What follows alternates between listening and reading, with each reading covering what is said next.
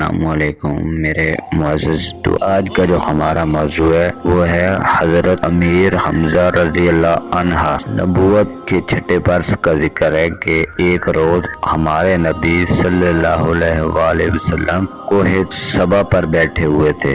ابو جہل وہاں پہنچ گیا اور اس نے آپ صلی اللہ علیہ وآلہ وسلم کو معاذ اللہ پہلے گالیاں دیں، اور جب نبی کریم صلی اللہ علیہ وآلہ وسلم نے گالیاں سن کر چپ رہے تو اس نے ایک پتھر حضور اکرم صلی اللہ علیہ وآلہ وسلم کے سر پر دے مارا، جس سے خون بہنے لگا۔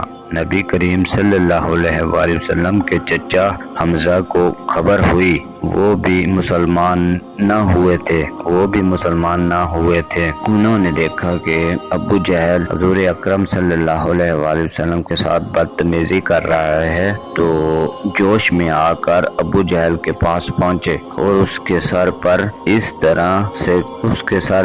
طرح زور سے کمان ماری کہ وہ زخمی ہو گیا۔ حمزہ پھر نبی کریم صلی اللہ علیہ وآلہ وسلم کے پاس گئے اور کہا، بھتیجے تم یہ سن کر خوش ہو گئے کہ میں نے ابو جہل سے تمہارا بدلہ لے لیا ہے؟ نبی کریم صلی اللہ علیہ وآلہ وسلم نے فرمایا، چچا جان میں ایسی بات سے خوش نہیں ہوا کرتا، ہاں اگر آپ مسلمان ہو جائیں تو مجھے بہت خوشی ہوگی۔